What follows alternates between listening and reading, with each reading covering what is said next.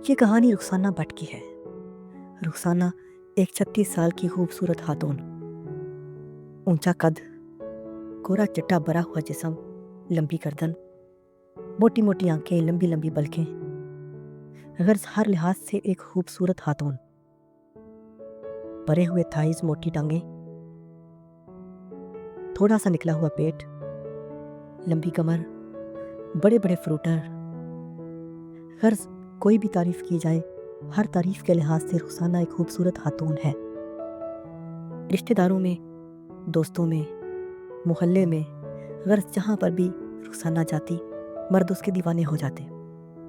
اس بات کا رخسانہ کو بھی اچھی طرح سے اندازہ ہے، اور وہ اس چیز کو خوب انجوائے بھی کرتی ہے۔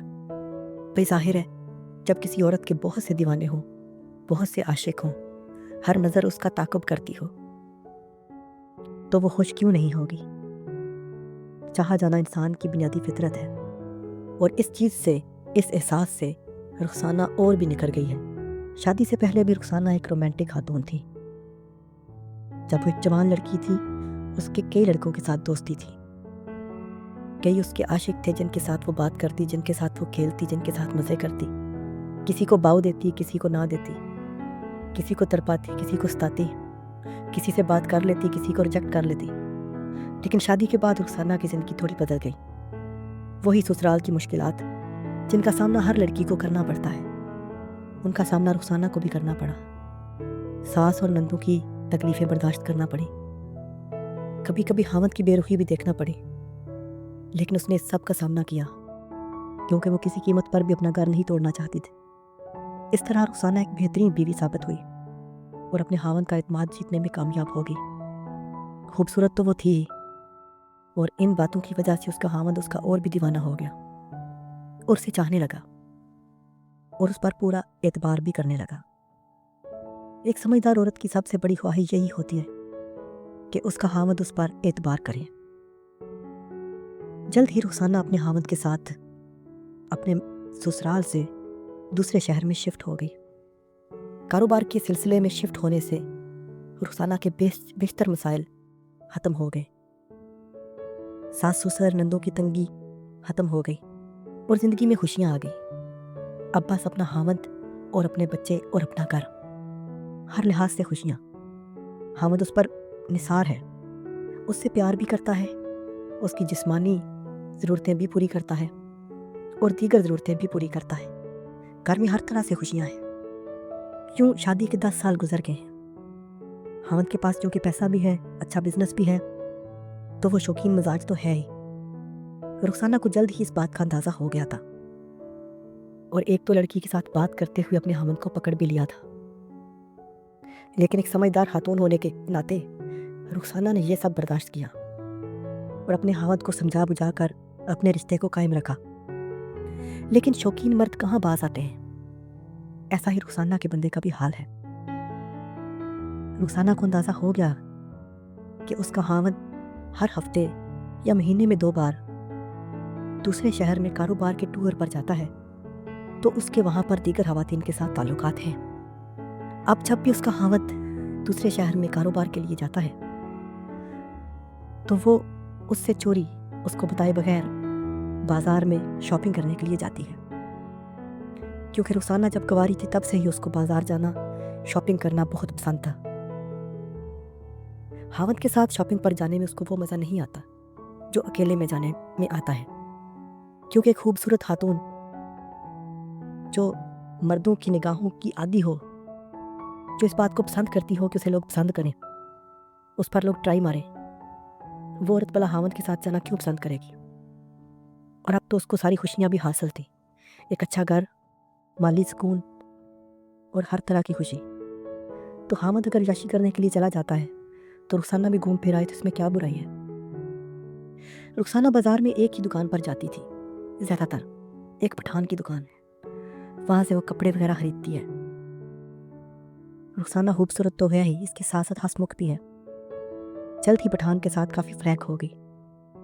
پٹھان بھی رخسانہ کی اداؤں کا دیوانہ ہو رہا تھا۔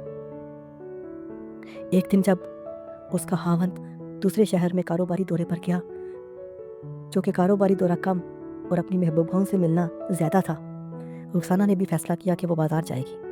तैयार होकर लिपस्टिक लगा के चेहरा चमका के रुखसाना उसी दुकान पर गई। पठान हमेशा ही उसकी बहुत आवभगत करता था। उसने आज भी ऐसा ही किया, खूब आवभगत की, वेलकम किया। खरीदारी के बाद वो रुखसाना की तारीफ करने लगा, कहने लगा कि मुझे आप बहुत पसंद हैं, आप बहुत खूबसूरत हैं। और यूं उसने रुखसाना से नंबर मांगा। रुखसाना ने नंबर देने में इनकार कर दिया और सिर्फ शॉपिंग करके घर आ गई। लेकिन वो बहुत खुश थी। कोई भी खातून जब उसके पीछे मर्द जाता है, मर्द उसे प्रपोज करता है, उसकी तारीफ करता है, वो खुश होती है। रुखसाना भी बहुत खुश थी। यूं ही दिन गुजरे। कुछ दिन के बाद रुखसाना दोबारा उसकी दुकान पर गई। दोबारा से पठान ने उसकी तारीफें की, उसको खुशामदीद किया, उसको सराहा और उसका नंबर मांगा। लेकिन रुखसाना ने इस दफ़ा भी नंबर देने से इनकार कर दिया। दुकान से आते हुए पठान ने अपनी दुकान का कार्ड दे दिया और कहा कि ये मेरा कार्ड है, अगर आपने कोई बात करनी हो जिस नंबर पे कर सकती है। यूँ पठान ने अपना नंबर रुखसाना तक पहुंचा दिया। कुछ दिन गुजरे।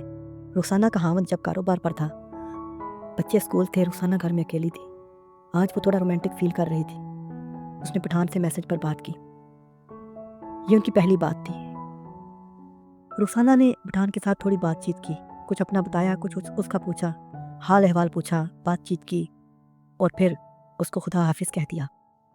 पठान की तो जैसे लॉटरी निकल आई। उसको पता था कि उसका तीर निशाने पे लगा है, लेकिन उसको क्या पता था कि रुखसाना खुद एक खिलाड़ी खातून है। रुखसाना ने अगले 2 दिन उससे बात ना की और फिर तीसरे दिन अगेन उससे बात की। यूं ही बस हाल अहवाल पूछना, थोड़ी बहुत बात करना, थोड़ा अपनी मसरूफियत के बारे में बताना, कुछ उसके बारे में पूछना, और साथ ही उसको ये कह दिया कि वो कभी भी मैसेज ना करे जब तक कि रुखसाना मैसेज ना करे। यूँ गाहे गाहे रुखसाना उससे बात करने लगी और रोज़ भी बात नहीं करती थी। एक समझदार खातून जो थी, एक समझदार खातून होने के नाते रुखसाना ने उसके साथ रोज़ बात ना की। गाहे गाहे उससे बात करने लगी और उसको समझा भी दिया कि जब तक रुखसाना का मैसेज ना आए वो मैसेज ना करे। यूँ कभी कभी रुखसाना उससे बात करने लगी, क्योंकि वो एक समझदार खातून है। वो नहीं चाहती थी कि वो उसको ज़्यादा फ्री कर ले और बाद में उसको तंग करे और जान छुड़ाना मुश्किल हो जाए। अब पठान रुखसाना से मिलने की ज़िद करने लगा। रुखसाना ने उससे पूछ ही लिया कि हमारी मुलाकात कैसे हो सकती है। पठान ने कहा कि मेरी दुकान के ऊपर गोदाम है, वहाँ पे आसानी से मुलाकात हो सकती है। रुखसाना ने मिलने से इनकार कर दिया और कहा कि हम कभी भी इस तरह नहीं मिलेंगे। मेरा शोहर है, मेरा घर है, मैं अपना घर कभी ख़राब नहीं करना चाहूँगी। लेकिन पठान ने उसे यकीन दिलाया कि उसके साथ ताल्लुक़ बनाने से उसकी बदनामी नहीं होगी। वो किसी को नहीं बताएगा, ना ही वो उसके पीछे पड़ जाएगा जिससे उसकी बदनामी हो। ये बस एक दफ़ा मुलाकात होगी। रुखसाना ने दोबारा इनकार कर दिया और कॉल बंद कर दी। कुछ ही दिन गुजरे थे कि रुखसाना के खावंद को फिर से कारोबार के सिलसिले में बैरून शहर जाना पड़ा। आपको तो पता ही है, कारोबार के सिलसिले में तो वो जाता ही था, साथ में दूसरी औरतों के साथ ताल्लुक़ भी बनाता था, और इस बात का रुखसाना को भी पता था। रुखसाना ने अपने खावंद को खुशी खुशी रवाना किया, बच्चों को स्कूल भेजा और पठान के साथ बात करने लगी। उसे कहने लगी कि तुम मिलने के बारे में क्या कह रहे थे। पठान ने बताया कि मेरा ऊपर गोदाम है जिसमें आसानी के साथ हम मिल सकते हैं। रुखसाना ने कहा कि अगर किसी ने देख लिया तो। पठान ने यकीन दिलाया कि वहाँ पे कोई भी नहीं देखेगा। गोदाम की सीढ़ियाँ दुकान के बाहर हैं, आप सीधा ऊपर चले जाना, मैं भी आ जाऊँगा। जब रुखसाना ने कहा कि उसे डर लग रहा है तो पठान ने उसको खूब मुतमईन किया और कहा कि डरने और घबराने की कोई बात नहीं है। यूँ रुखसाना पठान से मिलने के लिए रजामंद हो गई और उसे कहा कि मैं 11 बजे आ जाऊँगी। उसने रुखसाना नहाई, अपने बाल साफ़ किए, नीचे के बाल उतारे, अपना बेहतरीन काले रंग का सूट पहना, लिपस्टिक लगाई, आँखों पे मेकअप किया, अपने चेहरे को खूबसूरत बनाया, अपना फेवरेट ब्रा भी पहना और चली गई पठान के गोदाम में। रुखसाना सीधा गोदाम में चली गई और पठान भी पीछे पीछे आ गया। पठान ने दरवाज़ा लॉक कर दिया। रुखसाना ने कहा मुझे बहुत डर लग रहा है। पठान ने उसको तसल्ली दी कि यहाँ पे डरने की कोई बात नहीं, आप बिल्कुल सिक्योर हो। सबसे पहले पठान ने रुखसाना के माथे पे किस की, फिर आंखों पे, फिर हाथों पे और फिर उसको गले से लगा लिया। रुखसाना ने भी कस के पठान को जफ्फी डाल ली हुई थी। उन्होंने काफ़ी देर तक एक दूसरे को गले से लगा के रखा और यूं उनकी हग टाइट होती रही और रुखसाना उसकी कमर पे हाथ फेर रही थी और पठान भी उसकी कमर पे हाथ फेर रहा था। फिर पठान ने रुखसाना के गालों पे किस की, गर्दन पे किस की اور پھر منہ میں منہ ڈال لیا۔ دونوں ایک دوسرے کے منہ میں منہ ڈال کے کس کر رہے تھے، آہستہ آہستہ زبان سے زبان ملا رہے تھے۔ دونوں کا سلائیوا مکس ہو رہا تھا۔ یوں رخسانہ مدہوش ہوتی چلی جا رہی تھی۔ کافی دیر منہ میں منہ ڈال لینے کے بعد پٹھان نے پھر سے رخسانہ کے گالوں پہ، گردن پہ، کانوں کے نیچے کسز کرنا شروع کر دی۔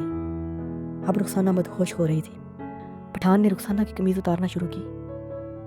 اس کی کالے رنگ کی قمیض جس میں وہ بہت خوبصورت لگ رہی تھی پٹھان نے اتار دی۔ رخسانہ نے اپنے بالوں کو چوڑے کی شکل میں باندھ رکھا تھا، جیسے اس کی لمبی گردن اور بھی نمایاں ہو رہی تھی، لمبی اور گوری گردن۔ پٹھان نے گردن پہ کسز کی، پھر رخسانہ کو پیچھے سے گردن کے نیچے بہت ساری کسز دی، کندھوں کے درمیان میں۔ رخسانہ کی گوری کمر بہت پیاری لگ رہی تھی۔ پھر پٹھان نے رخسانہ کا برا کھولا۔ رخسانہ کے بڑے بڑے فروٹر گورے گورے کھل کر سامنے آ گئے۔